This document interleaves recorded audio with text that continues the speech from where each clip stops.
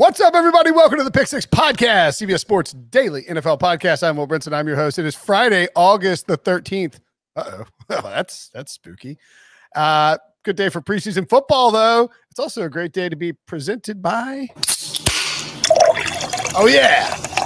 Bud Light. That's right. This episode is presented by wonderful folks at Bud Light, and you should share a Bud Light with us as you listen.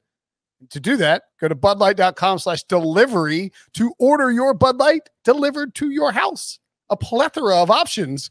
budlight.com/delivery to get that delicious ice cold beverage sent to your doorstep. On this episode, we will preview the first week of preseason action. That's right, a preseason NFL preview. Coming up, we'll recap the preseason action on Sunday, and there'll be a mailbag in the podcast for Saturday. Bonus episode for you guys. That's how we roll. And you can also check out teams who made the playoffs who will miss, and teams who missed the playoffs who will make with Ryan Wilson and Jordan Dajani, separate podcasts, but those are in the feed as well. And listen to this week's episode of All Things Covered. Our pals Bryant McFadden and his cousin Patrick Peterson. They talked to one of the only human beings to ever rush for 2,000 yards in a single season. That's right, ECU's own Chris Johnson. CJ2K recalls his memorable 2009 season, comments on who's faster between him and Tyreek Hill, and tells BMAC why they should have been teammates on the Steelers. Download and follow All Things Covered wherever podcasts are found. Joining me to talk some NFL preseason, Ryan Finley Wilson. What's up, Wilson? Hey. Still no breach. I was on vacation last week, so I can't vacation shame him, but I think he's in Cincinnati spending time with his family, so I guess I can't. Do you think he actually eats that disgusting chili that they have there? I turned on HQ on Thursday morning before 8 a.m. when they start the new morning in Fort Lauderdale, and they were playing the overnights from Stamford, Connecticut. And the first thing I hear is Will Brinson whinging about the chili in Cincinnati, talking about the Bengals win total. That wasn't the most surprising thing because you always crap all over their chili. Pardon the pun. It was you saying that you were bullish on the Bengals winning more than 6 games. We don't have to talk about that now, but I thought that was indeed crazy talk. I actually even said that the Bengals are now the podcast's most hated team, and I lamented that Breach brings them up every episode, and then you managed to somehow shoehorn the Bengals into this, even though we're never going to talk about a Bengals game. I know. No, the Bengals, we are going to talk about the Bengals. They played the Bucs this weekend, but we got a ton of games to get to. So let's go and start previewing them. Of course, there were games on Thursday night, but this is Friday's show. By the way, I can't believe what happened in that Washington Patriots game. I didn't want to talk about it. Did you see Joe Flacco? Magic. He is indeed elite again. Wait. Isn't Joe? He's on the Eagles. Oh yeah. That's right. That game too last night was incredible. That's right. That's who was playing. Really get locked in on these preseason games. Friday's action though: Titans, Falcons, Bills, Lions, and Cowboys, Cardinals. Who out of this trifecta intrigues you, Wilson? There's a lot of intrigue to go around, but I'm going to start with Dallas because the Cowboys tweeted out on Thursday that there's no cause for alarm. But Dak's going to get another MRI on that shoulder. I don't even think that is a fair representation of the Cowboys tweet because I am paraphrasing it because I don't have it in front of me, but I will bring it up. It was the most hilarious. And by the way, Twitter has changed the buttons now. It's a disaster. I thought they changed the fonts, and I was like, oh, that's interesting. But I'm old. They changed it so now if you're following somebody, the button is black to match the background, which is they changed, and if you're not following somebody, the button is white, which it just looks different. It confuses me. Like I was like, oh, I'm not following the Cowboys. All right, nobody cares about that. Where's the tweet? What's the tweet say? Okay, it's the Cowboys tweet out on. It's truly an amazing tweet. 8:06 p.m. on August 11th. That would be Wednesday evening. This is the full tweet. It's not a setback. Period. Return, and it's not a reason to worry. Period. But QB Dak Prescott is planning on getting another MRI. What the hell do you mean it's not a setback and it's not a reason to worry? When my wife walks into the kitchen, she's like, listen, I don't want you to freak out, but like, I'm going to start freaking out. I don't want you to worry, but like, if you say it's not a setback and it's not if you tell me something is not a reason to worry, I'm going to worry about it more. It's like the The plane had to land early because there were some mechanical issues. They got the plane fixed. You're on the plane. The plane's getting ready to take off. And the pilot says, no need to worry. We need you to get off the plane. We got to check it out again, but it's fine. You're running off the plane. You're not asking any questions. Yeah, get me off of this plane. I just dodged a bullet. Dak, and it was interesting in Hard Knocks because on Tuesday, I don't know if you I didn't see it yet. Oh, it's actually a really good episode. I enjoyed it. But Dak, and it's not a spoiler. Who cares? You can spoil it. Dak is like the opening scene is Dak like anxious, or Jerry Jones talks, and then Dak is anxiously trying to get back on the field in the opening few minutes of the show. Like they're like, hey, we're taking it easy. We're doing like this and this. And Dak's like, oh, no, like I got to get back out there. Get me in there. Why are they holding me back? And there's this ham-fisted moment where Mike McCarthy so, all right, boys, like, what's the GPS say on Dak here? Yeah, that's right. I'm into analytics. I spent time at the PFF offices all the time last summer. And they're like, by the way, I should note quickly that you and I discussed before the podcast how you're going to start doing more Southern accents. And this is an example of that. I know it is. I'm subconsciously doing more. Yeah. Mike McCarthy's from Pittsburgh. I don't know why. Yeah, no. All right, go ahead. Yeah, good point. Go ahead, Mike. At any rate, so McCarthy is like, oh, 575. That's too much. We got to dial it back. And then Dak is throwing and he comes inside. He's like, man, I felt something, happen. Oh, he said that? Yeah. Like something along, like he basically was being, it was weird because he was being over aggressive about trying to get reps in. And then he went over and was like, yeah, I feel something. And so they're like, all right, let's dial it back. It just, I don't know is there a chance that all of this is unnecessary? Is like the Cowboys drumming manufactured drama? Yeah, maybe. But unless he specifically wanted to make a spectacle of the whole thing about his arm hurting, typically you only say that when your arm does in fact hurt. And the fact that you're getting an MRI, you don't get MRIs for fun. You want to see if there's any damage internally that you don't see in an X-ray because X-rays are bone and MRI does tissue and ligaments and whatnot. So that's a concern. So I don't know when he's having the MRI. You mentioned that the tweet was sent out Wednesday night. It's Thursday afternoon as we're recording this. We haven't seen anything yet. I'm sure, Schefter, looking for Rappaport will certainly know before anyone else does. But yeah, it's definitely a concern. Yeah, it's a big concern. And for the Cowboys, the Cardinals are minus 1.5 in this game. I would not imagine we see a ton of Kyler Murray Do you bet preseason games typically? Oh, yeah. Oh, okay. Like, what's your success rate on those compared to regular season? I don't bet a ton of preseason games. I guess at the end of the day, it is literally a coin flip at this point. I mean, they're lines. There's actually in the DFS community, preseason DFS is wildly popular because you can get, if you do your research and who's going to get reps, you can get a significant advantage. That's true. Everybody else. And so it's become way more popular. The guys at Established a Run do a really good job of covering that. I don't know how much preseason DFS we're getting on. So let me ask you this. Dak Prescott's obviously not going to play against the Cardinals, and he probably may not have played anyway if he were completely healthy. Garrett Gilbert, Ben DiNucci, Cooper Rush are the quarterbacks. Is the number 2 quarterback for the Cowboys currently on the Cowboys roster? Yes, but I don't think the Cowboys are happy about it. Well, I mean, they could end up trading for someone. They could trade for Nick Foles, which would be hysterical because Andy Dalton's currently the starter in Chicago. Right. There are options out there. Mason Rudolph has been floated as a name who could possibly be traded out of Pittsburgh. Joe Flacco, the Philadelphia Eagles, just threw for 5,000 yards last night. He could be a possibility. I think they'll stick with who they've got because those guys have learned the system and gotten the reps. And I do think that they are confident Dak will be back. I would also, if I were betting on this game, I would probably take the Cowboys because I would anticipate that their defense is out on the field. The young players they have a ton of rookies on their defense. And so there's a good chance that they will be out on the field for a lengthy amount of time. So that would be my lean there, I think. I not actionable betting advice. The Titans at the Falcons and Bills at the Lions. Let me say something quickly. I see a ton of action. I'm very, very curious to see what sort of reps the receiving core from the Lions get, because I tend to think that TJ Hawkinson could have a monster year because there's nobody else to catch the ball in there. Like if you're Dan Campbell, by the way, is quickly becoming one of my favorite people in the NFL. I know. Back on Dan Campbell. Complete antithesis to Matt Patricia. But if you're Dan Campbell, do you pull a old ball coach Steve Spurrier? I don't know if you remember this, but when he kept his starters in for all 4 games of the preseason, in the Washington went 4-0, like they were just crushing people because he was like Spurs back, baby.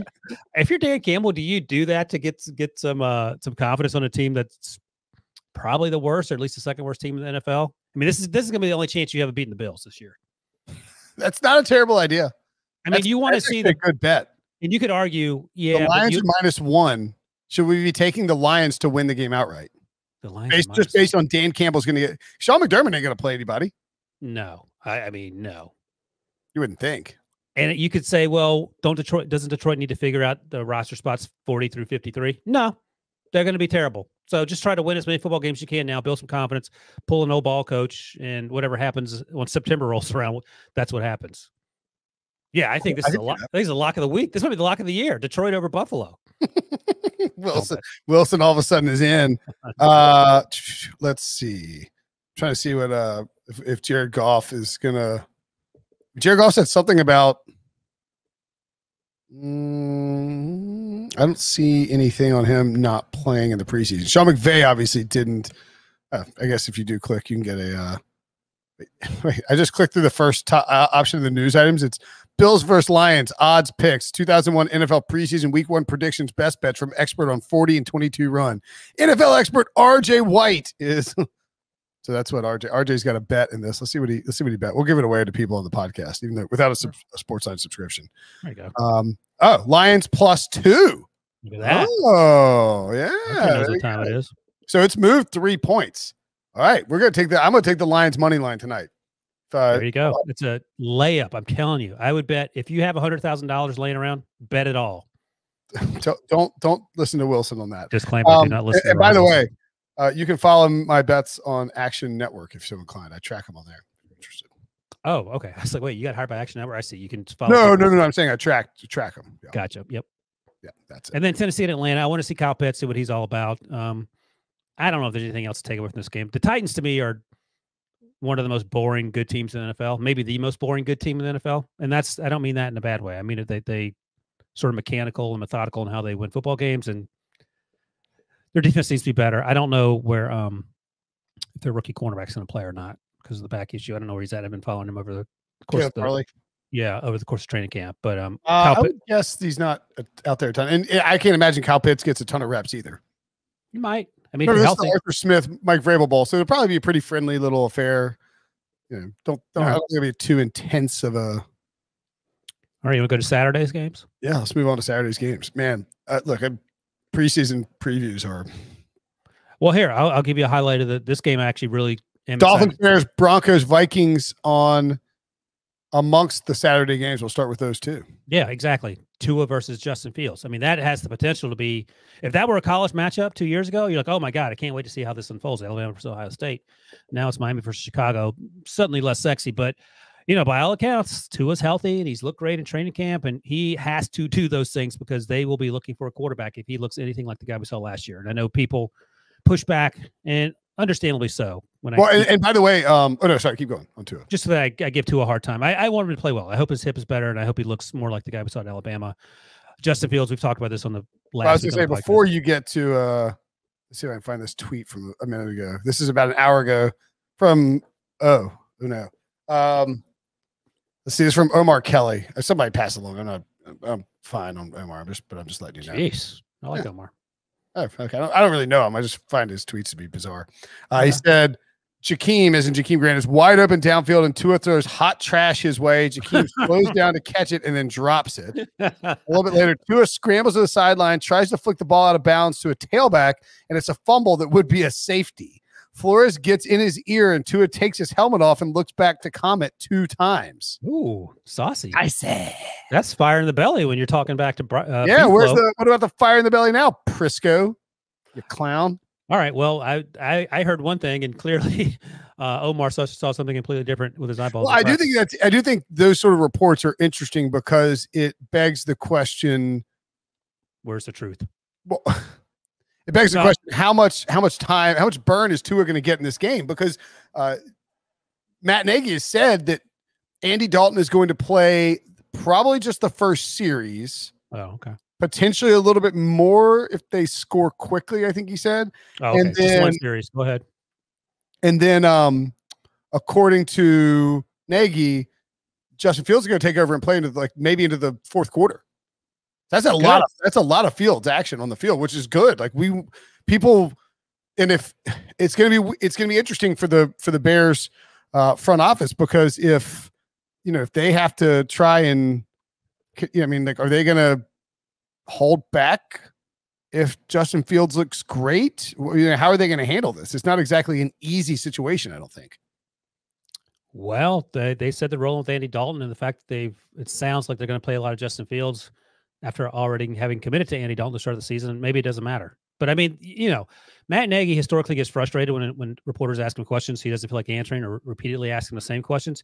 He's inviting questions about why Justin Fields isn't playing. If Justin Fields comes out and plays well after he let Justin Fields play 2+ quarters. Agreed. If you give Justin Fields all those reps in the preseason, which you should, because he's your rookie quarterback and he's probably going to play at some point this season, and they really should just acknowledge that. But if you give him all those reps and he looks awesome, it's going to be tough to leave Andy Dalton out there playing like hot doo-doo in the first week of the season. Yeah, I have very low expectations for one series of Andy Dalton. I have very low expectations for Andy Dalton. Why did I get rid of that clip? Tyron Mathieu. I don't have any more. Oh, the 9. Andy Dalton is coming in, and he's going to lead him to the playoffs. 9 wins. I see 9 wins in this team's future. 9 wins, you said. My goodness. Crazy talk. What a time to be alive. What a time. So someone asked me this on the radio the other day. What are your thoughts on the Teddy Bridgewater / Drew Lock time split as QB1 and 1A? That seems idiotic to me. As Denver versus Minnesota is the next game of Hop 2. Thank you. Why does it seem idiotic? How many times do teams with 2 quarterbacks win a lot of football games? No, almost never. Right. That's why I ask. Well, I just think that here's the thing. There you go. Stealing my line. The Broncos are looking at this like they want Drew Lock to be good. George, is it Peyton or Patton? Peyton. Like Peyton Manning.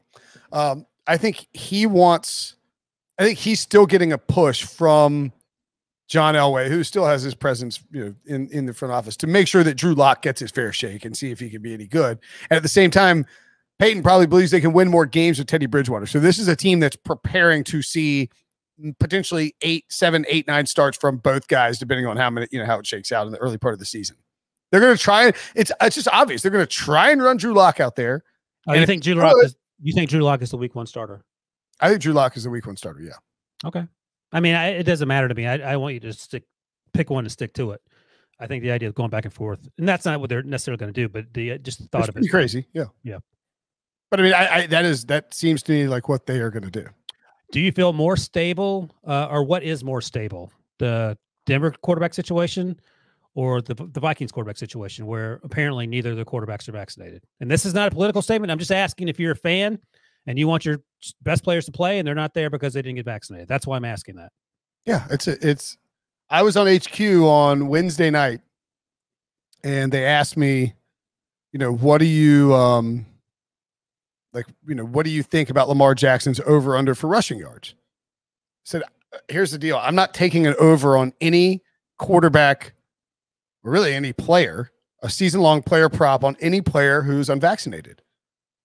This is not a political statement. It is simply betting and fantasy football advice. If Lamar Jackson, if you take the over on his rushing yards for the full season and he has close contact and misses 2 games, he's not going to hit that over.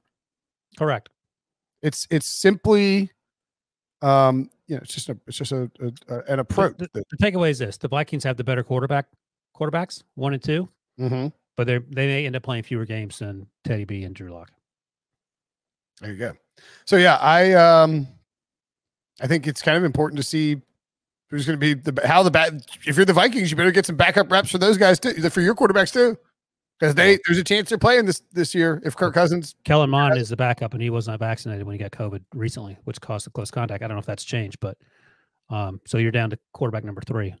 And by the way, Mike Zimmer's pulling his hair out over this stuff, so it's not just us getting on our high horse. Correct. But it's look, if I was a Vikings fans, I'd be angry that you might blow this chance. Number one, Aaron Rodgers is back, so there goes that one. Number two, you still have a chance to be a playoff team, and your best players could not be there through no fault of their own. That's just where I'm at. I'm with you. All right. Next Summer is here.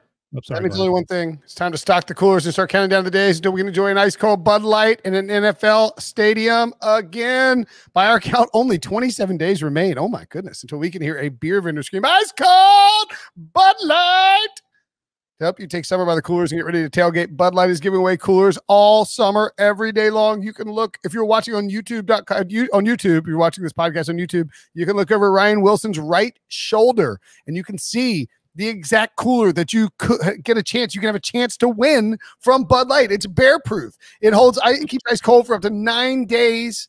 It is giant. It is perfect for tailgating. It could be yours simply by going to BudLightLegends.com. Bud Light wants you to throw away that dusty old ice box you have in the back of your garage and tailgate in style this fall. So all you have to do for a chance to enter for a chance to win a free cooler, an awesome free cooler, go to BudLightLegends.com. Again, that's BudLightLegends.com. All right, you mentioned the Ravens quarterbacks, or I mentioned Lamar Jackson, and sure enough, he won't be playing. The Saints and the Ravens will be playing on Saturday as well. The big storyline here, of course, is Taysom Hill versus Jameis Winston. But I got to tell you, I blind bet the Ravens in this game because John Harbaugh has an insane preseason against the spread record. What does blind bet mean? You just bet it no matter, you didn't know what the line was? Yeah. Okay. Okay. No, I mean, that. I was like, I'm just betting the Ravens. Gotcha. Yeah. I think the quarterbacks. Hey, here's actually, you know what? What? Here's my ice cold take presented by Bud Light, since we just talked about Bud Light. We should all blindly bet John Harbaugh every single game this preseason against the spread. Why? Because he hits 75% of the time against the spread in the preseason. He is the preseason GOAT, the preseason coaching ATS GOAT. And that's why my ice cold take is that we should blindly bet on John Harbaugh. This is probably a terrible ice cold take, but blindly bet on John Harbaugh and the Ravens to cover all 3 games of the preseason. I'm thinking 3-0, a sweep. Let's see. You should definitely ice cold bet my Detroit Lions. They're going to stomp every team to the ground. That would have been. I do like that. I do like that idea that maybe, just maybe, the next great against the spread coach in the preseason is Dan Campbell. Does anyone not like him? Like, I love the fact that he's just so over the top. I find him fascinating. He's incredibly entertaining. As for the Saints, I think you mentioned Taysom Hill versus Jameis Winston. That's obviously a big question. I think the good news is that it sounds like Michael Thomas and the organization had a positive meeting when days before there were rumblings of a trade, which I don't know if that was going to happen because of salary cap, but even if it did, that would be a huge issue for the Saints, who's, as we've talked about previously, their wide receiver room, there's not a lot of depth there. So there's Tre'Quan Smith, there's Marcus Callaway, there's Deontay Harris. And then, good Lord, then you're asking some questions. So Chris Hogan's back on the roster. When professional lacrosse doesn't work out and he's not currently one of your receivers, you need to make sure Michael Smith ends up on the team. So that's obviously a big concern as well. But I feel like Jameis is going to win the job. Are you different than that? That's what Pete Prisco heard when he was down in New Orleans. And Pete, I just don't understand why I just don't get the Taysom Hill thing as a full-time starter. I think you use him as a gadget guy and allows him to do other things, but. Yeah, I think that it ultimately ends up being Jameis as well, because Jameis, the only reason, and this was one of my previous ice cold takes presented by Bud Light, the only reason that you go with Taysom Hill is that you don't believe you have enough weapons on the field or on the roster, on the depth chart for Jameis to operate efficiently enough. Like if Michael Thomas is going to be missing time, maybe, just maybe, you consider going with Taysom and fashioning some sort of. But as you've noted previously, that means Alvin Kamara's out of commission too, because they don't seem to work well together. So Alvin Kamara's, I've heard some people say they think Kamara could be a monster in fantasy this year because of his usage. If Taysom Hill, regardless, because they'll just lean on him so much. But if it's Taysom Hill, Taysom doesn't throw these dump offs to Kamara. He tries to let it stretch down. We'll see. So yes, I think it's beneficial for everyone involved with the Saints for Jameis Winston to win the job, and I ultimately do expect him to win the job. As for the Ravens, First off, I'll tell you this. Like, it was Wednesday, it was like 94 in upstate New York, which is brutal. But it was basically 94, 95 in Baltimore, too, during the practice, because I was talking to the Tim Barberlace, the producer down in Baltimore, who was at practice that day with Jason Luckaford, and he said they were, sweating their brains out. But he said that Patrick Queen, the former first-round pick out of LSU, their linebacker, was at practice in full pads, wearing a sweatshirt with the hood up, 95 degrees, 3 o'clock p.m. or whatever practice was, 11 a.m., it doesn't matter. And I'm thinking, like, I just start, like, when you, like, if you're watching television and you see something that's like someone dressed like that, I start to, like, have a physical reaction. I can't imagine actually doing it. I mean, it can't be healthy for you. Like, it must be some heat strokes type of things that you're introducing into the equation. But anyway, I want to throw that out because that was bonkers. But as for the Ravens, Rashad Bateman, their first round pick, is having groin surgery, and that's going to keep him out for some time, probably to first few weeks of the season even. And that's a concern. Major concern. Their whole offense is really kind of banged up. Their whole receiving core, is kind of banged up. And that's, they keep drafting receivers with the idea of, enhancing the pass game. And, we know about Lamar having his second bout of COVID. He's back from that. He apparently looks sharp at practice, which is great news. But Rashad Bateman, their first round pick, is banged up, as you note. Sammy Watkins is there now. What player, where is he at in his career? And I'm telling you, this is why I'm leaning towards the Browns to win the division. I think that the Browns the arrow's pointing up, as Mike Tomlin likes to say. And I'm sort of concerned about this Ravens offense. Are you worried that No, I'm not. Okay. That there's too much press on the Browns? Yeah. So the Browns and Jaguars are also playing. Trevor Lawrence will get some preseason action. Obviously interested to see what Urban Meyer in his first game. Is Urban going to be the new Steve Spurrier? I can see Urban running up the score in the preseason too, to make people in Jacksonville think that their offense is really good. Pete Prisco is so already annoyed with Urban Meyer because Urban Meyer, I guess, Urban Meyer said this week that Gardner Minshew and Trevor Lawrence are neck and neck in terms of who's going to be the starting quarterback. He effectively said that. I'm paraphrasing. And Pete's like, quit saying stupid things, basically, is what Pete tweeted. But I mean, I ain't wrong. Yeah, I mean, you're just wasting oxygen when you say that. Urban Meyer could also be the new Steve Spurrier. Is there any chance? How much time does Tim Tebow get as the number 3/number 4? Stop it. No. As a tight end, he's starting to make the team as a third, fourth tight. He's got to get some time. Oh, I guess he'll get some burn in this. Yeah, maybe he can get some burn here. Where are we at? Because this is actually a breach question. But where are we at on him still making the final 53? Pete Prisco says Pete says it's not going to happen. What do you mean? Then why bring him in? Because he's got dirt on Urban. He's threatening to. All right. Prisco's practice squad, right? Yeah, they'll figure out a way to give him a job, keep him busy. You want to be a 30-year-old on the practice squad as a fourth tight end? I might like the Jaguars -2.5 here. How about a Jaguars Lions money line parlay? Just take the Lions and walk away with count your money right now. Go ahead and buy that new car. Lions are coming through. Son, you're going, son. There's no Christmas this year. Why? Uncle Ryan said to bet the Lions blindly in the preseason, and they lost all the games. You see that tent in the backyard? That's home now. We're moving out here, pal. Yeah, why? I don't know. I mean, I don't know what the plan is for Stefanski and the starters in Cleveland. Hopefully Myles Garrett doesn't play at snap, as our buddy Ken Carmen liked to note last week after Myles Garrett had a hamstring tweaker, I think it was. There's no reason to play him. Just don't play him. Yeah. I mean, don't play him at all. Just have him come back in September. Yeah. The Browns, though, I mean, I'm a little worried they're getting too much. It's like too easy. People are just guaranteeing them a spot in the. But we've been doing that for years. But we did it with Hugh Jackson, lesser extent with Freddie Kitchens. But I think Stefanski has managed expectations better than anyone could have ever imagined. And as I always say, they finished the year beating the Steelers twice, includes that playoff game, and they should have beaten the Chiefs. I think they're in a completely different headspace. All right, fair enough. Who has a better rookie debut, Trevor Lawrence or Justin Fields? Justin Fields. I think so too. I just have a hunch that with the upheaval and the sort of uncertainty in Jacksonville, this is not going to be a Justin Herbert situation for Trevor Lawrence.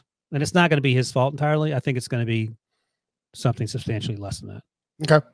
I'm also the same guy. Just Snoopy Bowl. Yeah, there you go. Zach Wilson had some really bad throws. I'm doing the That's my Jonah Hill gif about Zach Wilson. Just cut it off. Like Zach Wilson's already struggling. Oh! I thought I said something. I was like, did I say something offensive? Like, no. Oh, if you were watching, Wilson started giving me the yo chill move, and I was like, wait, did I say something? No, I was talking specifically about Zach Wilson's performance. Yeah, so Zach Wilson was terrible recently, and he shrugged it off. Or didn't shrug it off, but he said that he excused his poor play by suggesting that he wouldn't play like that in the regular season. Do you buy or sell that Zach Wilson is intentionally, like, not intentionally playing worse, but testing? He's like, oh, like he said, oh, I just want to see if I can make that throw. And then CJ came in and got a hand on it. I wouldn't be doing that in a real game. Well, it's funny because NFL Network's Mike Garafolo reported that Zach Wilson had so much time in college playing behind that BYU offensive line, which is really good, and playing against lesser competition, that he wasn't used to pass rush, which is something that you know, that's sort of one of the things you have to project when you draft some of these guys out of college. So they were trying to simulate more of a pass rush as much as you can in non-contact drills with your quarterback as they prepared for this preseason game. So we'll see how it turns out. But I think Zach Wilson could be in for a long season just because it's not a very good football team. There are a lot of expectations. He's playing in New York. He's coming from a program that wasn't a Power 5 program where he had tons of time to come into a situation where the pass rushers are some of the best athletes on the planet. So, yeah, this ain't going to be a smooth transition. So he could be intentionally making tough throws and not working out, but I don't know if he's going to magically fix that. Sort of a weird thing to do. Although I thought I don't know if you heard his explanation or not, but it was a reasonable explanation. That's fine. I mean, he's a rookie. He makes mistakes. I'm not putting too much stock into it, but he's not playing on the Patriots. He's not playing on the Packers. He's not Jordan Love, for example, or Mac Jones. He's playing on the Jets. New coach, bunch of bad players. They're getting better, but this is coming off, what, 3 years of Adam Gase? So I actually like what the Jets are doing by going full Zach Wilson this season. Like, they're not going to mess around and, you know, be like, oh, you know, well, we got a veteran here. Let's see if we can play him. No, just get 17 games of Zach Wilson and get him as many reps as possible so you can learn. Oh, wait a second. Isn't that what we said about Sam Darnold? How'd that work out? Sam Darnold got mono and had MG, so we're going to cut him some slack there. All right, fair enough. Who's the backup? Mike White? I don't even know who Mike White is. James Morgan from FAU, I believe. And Josh Johnson. Oh, yeah, good old Josh Johnson. Hey. Who is Mike White? Also, by the way, Western Daniel Kentucky. Jones will not be playing for the Giants. Oh, you know what? I'm blindly betting the Giants. Florida International. Sorry. Why is hammer the Giants money line? Why is Danny Dimes not playing? I don't know. They just said he's not going to play. You know why I'm hammering the Giants money line? Because he's not playing. Oh yeah, I do know why. Your buddy's starting. Mike Glennon. It's a whole lot of Mike Glennon. Oh, that's the primetime game, 7:30. I'm sure everybody watching that game instead of Joe Burrow and Tom Brady when the Bengals and the Buccaneers play. Bucks -6. It's a pretty massive spread for a preseason game. Do we know how much time we're going to see a Joe Burrow? We don't, but I can't imagine it's a ton. He's not going to play week 1.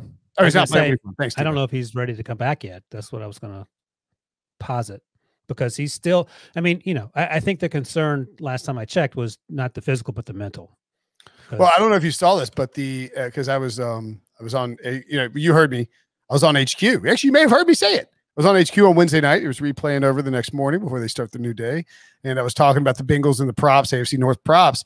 Joe Burrow's pass yard prop has come down almost 100 yards since those reports of him struggling out there came out. What is it? 4,100. It was about 4,200. That's a lot. Let me give you quickly season if he plays all year. All right. Well, let me give you the props that I had to answer a few days ago. See what you think. Trevor Lawrence, over under 4,050.5 passing yards. Trevor Lawrence over how many? 4,050. Oh, way over. No way. Zach Wilson, over under 4,000 passing yards is going to be average with 17 games now. All right, I'll circle back. But Zach Wilson, over under 3,750 passing yards. 3,750. I'll take the wait. So 3,750. Yeah. I'm just going to do a divided by 17 to see. That's 220 a game over. That team sucks. He's going to throw the ball a ton. Over. They're both going under. You can lock it up. The last time the Jaguars had someone throw over 4,000 yards, 2015, Blake Bortles threw for 4,400 yards, 5-11. The time before that, 1996, Mark Brunell.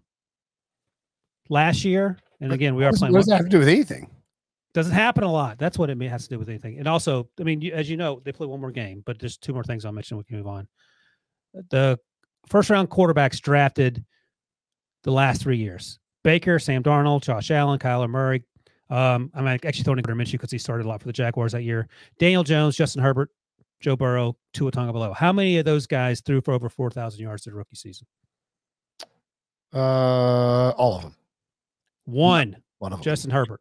How many threw over for over 3,800 if you add in that extra game and just baseline, say 200 yards in that final game?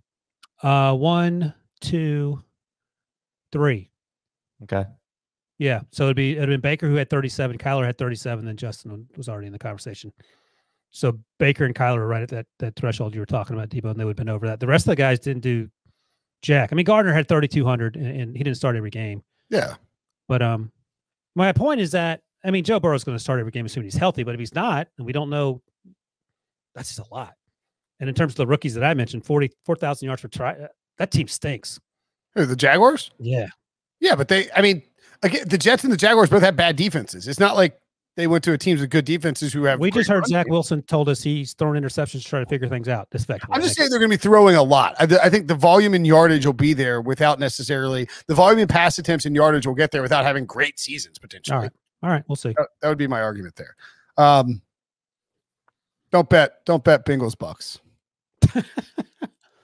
Don't bet 6 points. Kyle Trask versus who's the backup in Cincinnati? The other, let's see. Spicy. Chiefs, 49ers, Texans, Packers. What is that? What do you think a Texans Packers line can be? Because the Packers. By the way, Brandon Allen's the backup in Cincinnati. Okay, so what's the line in the Texans Packers? At Green Bay. Let me guess. Texans at Green Bay. I'm going to say minus 8.5. That's what I would have guessed too. It's -3. Really? Yeah. Aaron's probably going to play, isn't he? Deshaun did not travel, so clearly he's not playing. Deshaun was listed as the 4th quarterback on the Texans roster. I don't know if you saw him when he Aaron Rodgers is likely to sit out, so we're going to probably a full. Oh, Jordan Love. Yeah. But again, here's the thing: you start Jordan Love, it's still minus 8.5. Who on the Aaron Rodgers will sit out the entire preseason?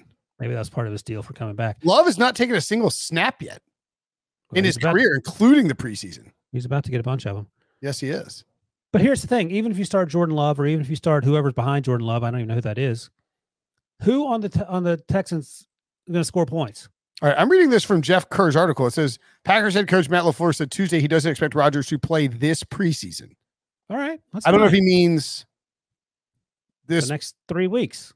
I think that's what it means. Well, I didn't know if he means this game or the preseason as a whole. That's not what he said. That would actually make a lot of sense. You got no reason to put Rodgers out there. He knows the offense. He's playing well. He's locked in. He can get all his reps in practice. And Love, if you are going to move on from Aaron Rodgers this coming off season, exactly, you're going to need to see some snaps from Jordan Love, and you haven't seen a single one in his entire career. So now, Steelers fans are angry because Ben Roethlisberger's not playing in the preseason. At least he didn't play on Thursday night. Only because Tom Brady, as he's always done, always takes some snaps, and that gets people's antenna up. Yeah, there's no reason to put Aaron Rodgers out there. There's no reason even less reason to put Big Ben out there. And I'm taking 8.5 and the Packers. Yeah, I'll take -3. You mean? I was kidding. I was making my own line. They're going to win by 2 touchdowns. No, let's take him. I love it. What was the other one I mentioned that was spicy? Oh, Chiefs and 49ers. Trey Lance. This is easily the most anticipated thing of the preseason, I think, is Trey Lance, because he has been, by all accounts, lighting it the bleep up at training camp practices. Has he? Oh, yeah. Okay. Are you serious? I saw you tweet out one of the bombs he threw. You put your little emoji eyes on there, but I haven't seen a whole bunch of other reports. He's been lighting it up. Okay. Well, I mean, that's good for him. It's good for Kyle Shanahan. Not great for Jimmy G, but Jimmy G's going to be the starter once the season starts, and he just has to stay healthy. Or play well. They got to win games, and he's got to play not poorly. It sounds like... Yeah, they're going to win 10 games. Let's look at their schedule. Their schedule's pretty... Well, speaking of 2 quarterback situations, Kyle Shanahan has intimated that he plans on utilizing Trey Lance in some packages. I've said this on HQ and on the radio. They need to do on some level what the Ravens did with Joe Flacco and Lamar Jackson. What they shouldn't do, they shouldn't have have Jimmy G throw the medicine ball that Joe Flacco would throw to Lamar Jackson trying to get him jacked up. And Lamar Jackson refused to catch it. Like Trey Lance, don't catch that. Like winging it at his knees. But yeah, I would wholly expect that, and I'm sure it'll be successful because Trey Lance is a great athlete and a really smart football player. But I think you have the best chance to win the most games right now with a quarterback who's played in the NFL for some time, not a guy who didn't even play last season in FCS. Well, people ask me like, "What's the deal with Cam Newton and Mac Jones?" I'm like, "Same deal with Trey Lance and Kyle." I don't know. Why do you say that? I say that in the sense that I think Belichick and Kyle Shanahan, because they both believe they have teams that can win this year, will go with the veteran out of the gate rather than go with the rookie. Because if the veteran struggles, it's easier to pull a ripcord and go to the rookie. If the rookie struggles and you pull the ripcord and go to the veteran, you can potentially damage the difference is that Mac Jones played at the highest level in FBS, and Trey Lance didn't play at all last year at FCS. And I don't think you would argue with this. And I'm not a Jimmy G fan. I'd rather have Jimmy G than Cam, I think. Actually, I think I said last week, a couple weeks ago, me and Breach said I think we would rather have Cam. All right, so I'll have them at even now. I don't want to go back and lie on myself. I would say that I would rather have Cam than Jimmy G. I think actually that's what I said originally, so I won't go back on that. Yeah. But this is assuming that Cam's improved over last year, and I think he's going to be. But I mean, Mac Jones is well ahead of Trey Lance based on just what he was able to do last year. Maybe look, if Trey Lance goes to Alabama, maybe he puts up as good as or better numbers, but he didn't. So I think there's a difference between whether he starts or whether that's like saying Trevor Lawrence shouldn't start because of the rationale you just used. Trevor Lawrence was not quite as productive as Mac Jones last year, but obviously the man. We have Seahawks, Raiders, and Chargers, Rams. Chargers, Rams. That might be an under game because Brandon Staley said that he is going to take the same approach as his mentor, Sean McVay, he's playing against, and rest all his starters in the preseason. So I guess Sean McVay is just not going to play Matthew Stafford in the preseason. Rest all his starters like who? Just not going to play them. Now listen. Justin Herbert too? I feel like Justin Herbert needs to get a little run or not. All right. I will say this. I have no issue with sitting Derwin James for the entire preseason. So, right? Yeah. Oh, Joey Bosa? Yeah. I was about to look at like what the Rams did with the 2020. I was like, what on earth happened in the last preseason? Oh, right. There was no preseason. Here are the scores for the Rams' 4 preseason games from 2019. 14-3, they scored 3 points. 14-3 lose to the Raiders. 14-10 lose to the Cowboys. Beat the Broncos 10-6 and beat the Texans 22-10. Wow. What is that? What is the under on this? Let's see. It's going to be. I'll set it at 33. 33.5. Wilson, the preseason line maker. We're going to bet that under too. Yeah, that's insanely low. Yeah, it doesn't matter. These teams don't score. They're not the Chargers and the Rams. If you got two guys who are not just resting, they're resting their key starters, right? So that implies that they don't want them to get hurt, obviously. When you're doing that, you are also not going to call a bunch of trick play, deep passes, you're going to run the clock. These guys are going to use backup running backs and run the clock and take a couple of shots. This under is a smash factor. Chase Daniel is a wild card. He's a backup for the Chargers. He might go out there slanging. No. All right. So we're going to take I'm writing these down. LAC under 33.5, and we're taking the Lions -1. Anything else that we are taking in the preseason? Anything else I mentioned, Debo or Wilson, that I've forgotten to circle back on?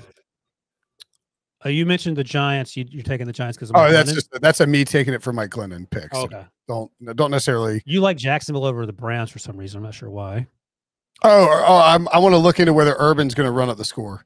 Oh, right. Okay. I think that was it. Let's see. Green Bay. Oh, this is. I don't want. What? I'm trying to look on Sportsline. I don't want this garbage of regular season bets. Give me the preseason. All right. I mean, I'm joking. Obviously, regular season bets are great. But it looks like Panthers Colts. That's the Sunday game. RJ has a bet on that as well. Oh, yeah. That's true. He might like the Panthers in that one. That's a 1 p.m. game on Sunday. And there's a logical reason. The Colts are so banged up, they may just simply want to get out of there without too much damage. You buy into that? Yeah. I mean, again, why get more people banged up when you're already on the precipice of this thing going the wrong direction? Makes total sense. Yeah, if I'm them, I am not trying to get aggressive with the guys that I'm trotting out there. Before we go, yes, what's your top Kevin Costner sports movie? Oh, goodness gracious! Well, this I assume is a Field of Dreams reference. That's what I'm going with. Last night was incredible. What a scene in Iowa.